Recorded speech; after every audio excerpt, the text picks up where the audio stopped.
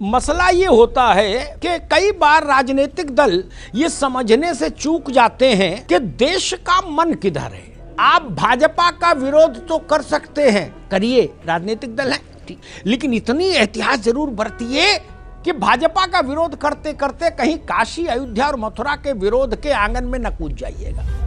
क्योंकि मैंने उसमें बताया, वहीं से सवाल आपसे लूंगा कि अयोध्या का विरोध जिन जिन दलों ने किया था, ये बात कर रहा हूं 89 से, जब से अयोध्या बड़ा मुद्दा बना, वो सारे दल आज कुपोषित हो गए। कैसी अपमानजनक बातें कर रहा है लड़का, ये अश्लील है ये लोना। तब कल जयपुर में आपके राहुल जी ने हिंदुत्व पर व्याख्या पेश कर दी। अब वो फजीता नहीं समेट रहा कि हिंदू कौन और हिंदुत्व कौन, बोले हिंदुत्ववादियों को देश से भगाना है। बताइए राघवेंद्र जी, कैसे कैसे काम हो रहे हैं भैया। आप लोग पीछे भी नहीं देख रहे, कहाँ कितनी बड़ी पार्टी थी, कहाँ आ गई। नहीं, बाबा विश्वनाथ कितने तड़प रहे होंगे जी, किस बात जिस देश में 12.5 करोड़ लोग भूखमरी के कगार पे चले जाएं, उनकी नौकरी छूट जाए। ठीक कपिश भाई, अभी आज हम इसी पर रहेंगे। कपिश बाबू आज काशी पर नहीं है, क्यों नहीं है? बाबा अगर रो रहे हैं तो हमें कहना नहीं पड़ेगा। चलिए ठीक, बाबा रो रहे हैं तो हमें कहना नहीं पड़ेगा। ठीक, लेकिन यही टोन और टेक्सचर में अयोध्या के समय सुनता था। बड़े बड़े विद्वान आते थे, हैं, वो कहते थे बताओ ये क्या लंपटाई हो रही है आंदोलन के नाम पर, है, यहाँ बात वो अस्पताल बना दो। एक बड़े नेता आए, बोले जी यहाँ शौचालय बना दो। सब पार्टियां ध्वस्तीभूत हो गई, कुपोषण का शिकार हो गई, लोगों ने खारिज कर दिया। मैं क्या करूं, फिर जॉब छोड़ दूं? ताई आए हमारे यहाँ, इन्हीं 3 बिंदुओं को क्यों रौंदा उन्होंने? क्योंकि हमारी आत्मा से जुड़े विषय थे।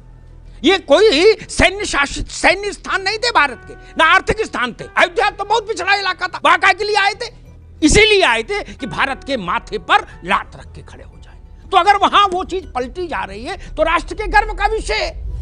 तो भारत का गौरव सिर्फ एक ही तरफ से नहीं होता है, चतुर्मुखी गौरव देखना चाहिए एक पालक को कि भूखे पेट क्या भजन हो पावेगा।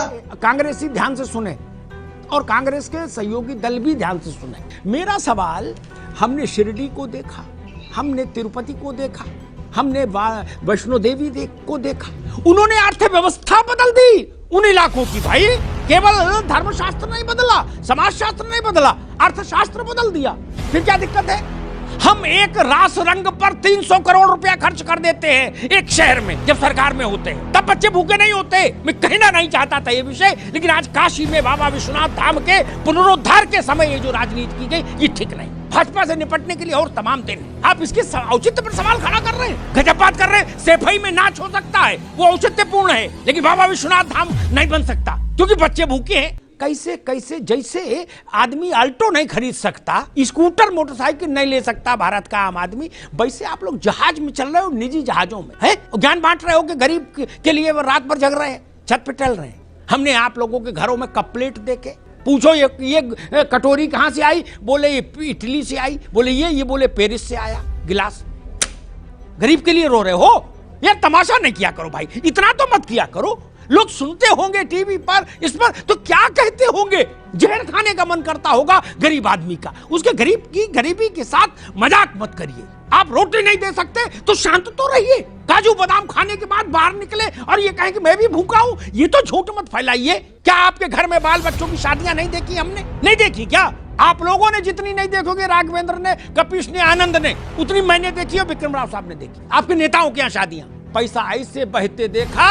कानपुर में तो गंगा में भी उतना जोर नहीं है, गंगोत्री गंगा समझो, ऐसे पैसा बहते देखा। एक नेता की यहाँ शादी हुई थी परिवार में, जहाज ऐसे उड़ा और बात कर रहे हैं कि जी 400 करोड़ कॉरिडोर में लग गया, देश भूखा है। गजब बात है। जहाज ऐसे उड़े जैसे विक्रम टेम्पो चलते हैं चमनगंज से कानपुर में, उस फ्रीक्वेंसी में जहाज उड़े। विक्रम राव साहब ने कह दिया मुझे पान खाना है, बोले जहाज ले जाओ पान खा के। कपिल श्रीवास्तव ने 2 मिनट बाद बोला, हम बोले हमको भी खाना, बोले इनके दूसरे विमान से ले जाओ। मैंने देखा, बताऊं नाम, चेहरे खराब हो जाएंगे। स्विस कॉटेज बन रही, स्विस कॉटेज शादी ब्याह में। हमको गुलाम बनाने के लिए जिन स्थानों को तोड़ा गया कि हमारी आत्मा पर भी नियंत्रण हो जाए, उन स्थानों का पुनरुद्धार नहीं होगा तो किस जगह का पुनरुद्धार होगा?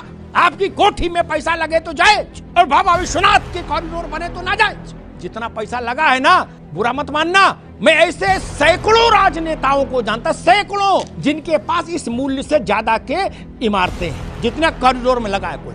राव साहब गलत तो नहीं कह रहा? 100 एसी लगे, 100 एसी, इंद्र की सभा लगती है। अरे पशु पक्षी भी विदेशी हैं। 2.5 लाख का तोता, उसको मकाऊ बोलते, क्या बोलते पकाऊ? हाँ, एक नेता थे, बोले ये पकाऊ लाए, मकाऊ बताए, बोले मैंने कितने का लाए? बोले भैया 2.5 लाख का लाए। वो भी कह रहे थे मैं गरीब के लिए रात भर जगता हूँ। मैंने कहा फिर मकाऊ को कब खिलाते हो जब गरीब के लिए रो रहे हो? 7.5 लाख रुपया का चश्मा। बाबा विश्वनाथ पर सवाल उठाओगे? आप लोगों के पास नैतिक सत्ता नहीं है। नैतिक सत्ता नहीं है आपके पास सवाल उठाने की। भाई आपकी कमाई का कोई साधन नहीं और आप कपड़ा रोज 3 बार बदल रहे हो, नींबू काट पहन रहे हो, कहां से आता है पैसा? काम कोई है नहीं, धंधा कोई है नहीं, बायोडेटा में लिखा समाज सेवा और फॉर्च्यूनर में चल रहे हो झमाझम, 4 गाड़ी आगे 4 पीछे और जूता भी साला सफेद पहन रहे हो, मोजा ही नहीं। और जो नहीं पहन पा रहे वो दुख में मरे जा रहे। वो कह रहे कि हे ईश्वर ऐसे दिन हमारे कब आए कि मैं भी सफेद जूता पहन पाऊं और 10 अंगूठी 10 उंगलियों में और वो बकरी बांधने वाली उतनी मोटी चेन गले में। कोई कह रहा राष्ट्रवाद लाएंगे, कोई कह रहा जी समाजवाद लाएंगे, कोई कह रहा जी कांग्रेस लाएंगे क्या, और 250 ग्राम की चेन डाले गले में। आप लोग सवाल उठाएंगे काशी विश्वनाथ पर? ना भाई साहब, ऐसा मत करिए। आध्यात्मिक को छोड़ भी दें, हालांकि आध्यात्मिक मान का कोई मूल्य नहीं होता। सिखों ने कभी ये सवाल नहीं उठाया कि गोल्डन टेम्पल का कोई आर्थिक मूल्य क्या है, वेटिकन सिटी में पोप की सत्ता क्यों चलती, सवाल ईसाई नहीं उठाते। मक्का और मदीना पर सवाल नहीं उठता। काशी विश्वनाथ पर सवाल उठाने की हिमाकत कैसे हो सकती है? अयोध्या पर सवाल उठाने की हिमाकत कैसे हो सकती है? जब राजनीति नहीं थी, जब पार्टियां नहीं थी, जब नेता नहीं थे, तब इस देश को किसने एक रखा मेरे मित्र? हम लोग तो बाद में आए हैं नेतागिरी करने के लिए। हजारों साल की गुलामी के बाद भी अगर तुलसी चौरा बचा रहा, उसमें दीपक बाती होती रही, अगर सत्यनारायण की कथा बची रही, अगर बजरंगबली का मंदिर बना रहा, अगर राम सीता विवाह हो की यादें बनी रही हमारे जहन में, तो यही मठ मंदिर थे जिन्होंने भारत की आत्मा को जीवित रखा। शासक कोई रहा हो, शक आए, हूण आए, मुगल आए, कहां के अलबन बलबन सब आ गए, क्या कर लिए? काल के गाल में समा गए। केवल हम जिंदा रहे। कुछ बात है कि हस्ती मिटती नहीं। इसलिए मैं सबसे कहूंगा, स्वागत कीजिए बाबा विश्वनाथ के इस कॉरिडोर का, इस संकुल का। ये भारत की आत्मा का शंखनाद है, इसको सुनिए।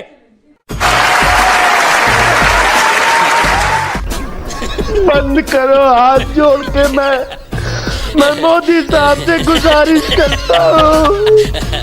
आप लोग रोना बंद कीजिए। मेरे तक आवाज आ रही है।